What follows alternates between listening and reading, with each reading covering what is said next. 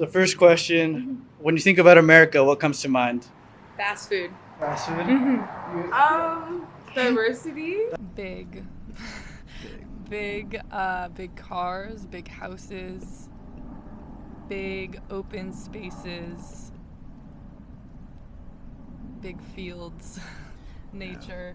Current affairs, current events, most of which have been pretty negative from my perspective, from my experience, my background.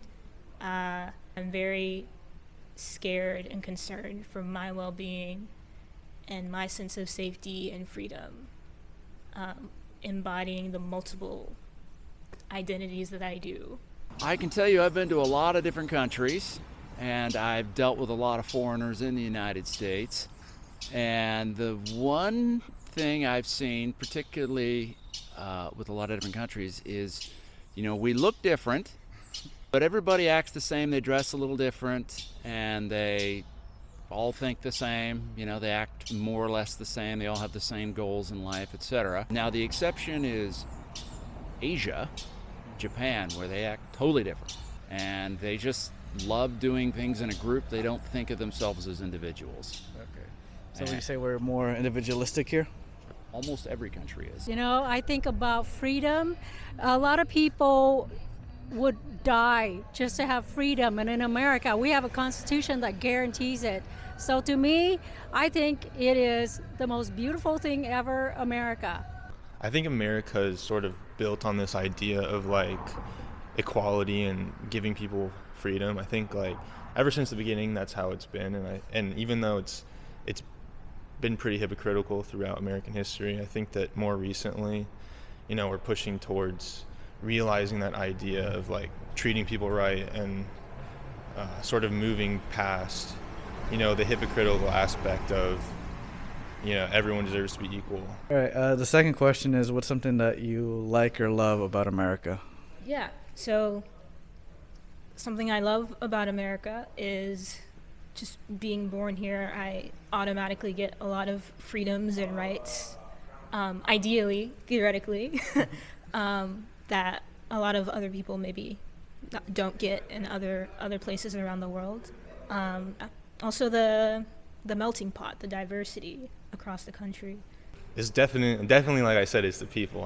I've met so many people from so many different backgrounds, and learning about what other people go through and their cultures and their religion and stuff, you learn a lot about the world, and it kind of informs me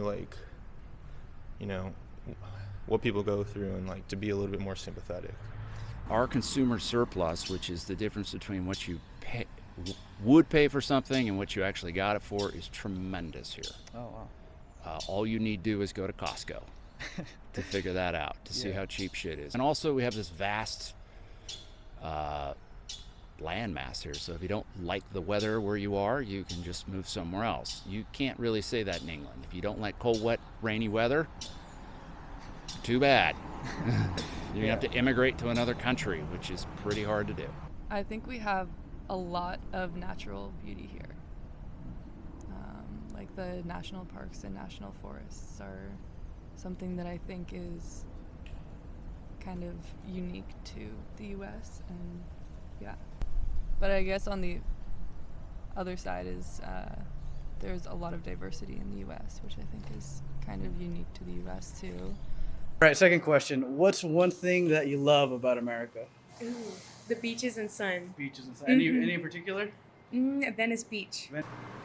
My favorite thing? Yeah. That you can do anything you want, creation wise. I love how we're able to talk to each other, freedom of speech, and be able to exchange ideas. A lot of that has kind of been lost, but I think we can bring it back because we've had it before. I can disagree with you, and we can still shake hands and walk away. And that's what I love about America. You can be whatever you want to be as long as you're free and you don't hurt somebody else. What's something that you really dislike about America? If you go to other countries, you don't dislike much about America. You tend to appreciate for what it is. I would say that the one dislike about it is that people don't really appreciate it. The laws, Okay. like they put out, where they're like people that don't relate to the laws like at all, they get to like make rules about, like, for example, like women. Okay, yeah. Take, you know. So there's probably not enough like people being able to relate with the laws those are meant to affect. Does that make sense? Yeah. Like the public is supposed to affect, they have like no connection to. Yeah, exactly. So they could make like the wrong decision, which clearly Yeah. they did. How about Mine you? would be politics. How much politics have a hold on us as a whole. Inequality, yeah, a huge wealth gap, discrimination, definitely like discrimination and inequality are the main things. I wish that we would be more open to hearing what each other's points of views are. It doesn't matter if you agree with it or not, but as long as you're open and you keep the communication line open, then we have a country. So just love everyone, doesn't matter what background they are, hear them out, understand them. You don't have to agree with it, but just hear them out. And that's what, to me, America is all about. Our history, pretty rough, pretty brutal. You know, slavery, genocide of indigenous communities, just the discrimination, the not taking accountability of that history and trying to sort of just sweep it under the rug and just continue to oppress and like just bulldoze over all of that instead of actually addressing it and trying to move forward progressively. We're in a very regressive area right now, and as I said before, it's really frightening. But I do believe in the resilience of like the American people, and I, you know, throughout history there are ups and downs and like progressive periods and regressive periods. There's a lot of really like bad shit that went on. Like you look at the colonization of the Philippines, you look at the conduct in the Middle East, and like even past, you know, American slavery or something like that, or the Native American genocide. It's like there has been a lot of negative history in our short amount of time as a country. These things didn't happen that long ago. Like this is still affects our reality. This is our today. So the last question is, what do you think is the biggest issue facing Americans today? The biggest issue is information. If you don't have information, you can make a good decision. And right now, there's a huge censorship going on. And a lot of you guys, if you've been looking at mainstream media, Twitter, YouTube, CNN, ABC, NBC, you're not getting the right information. Do not be censored, because when you are, you've lost your freedom. The most important one, which is freedom of speech. You cannot speak your mind. Our imprisonment rates Oh.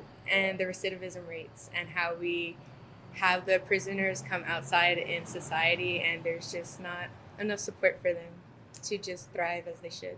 That people should just accept everyone, but at the same time be like real with like everyone, you know, and people should be able to have their own opinions without getting hate, you know. Yeah. As long as they like, it doesn't hurt anyone else, you can have your own opinion.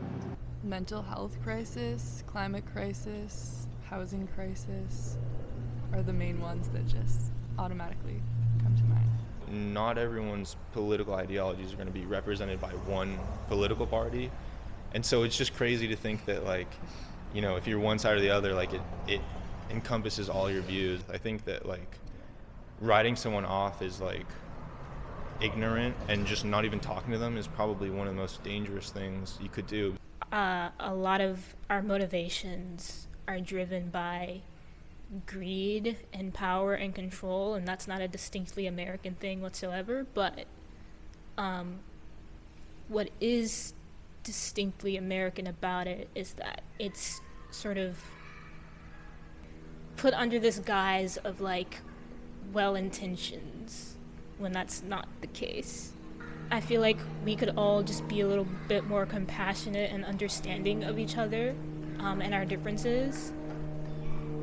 but also that's really difficult to do when you're in conversation with people who literally believe that you should not exist or you should not have control over your own body and your own will. So I don't know, that's a really tough question. You know, outside of the things that affect everybody, like global warming or whatever, there's an immediate election going on, which may or may not be anything to worry about. But long term, the U.S. dominance of the world may be called into question, at least within a generation. Thank you for watching. If you enjoyed the video, give me a like, and I will see you all on the next one.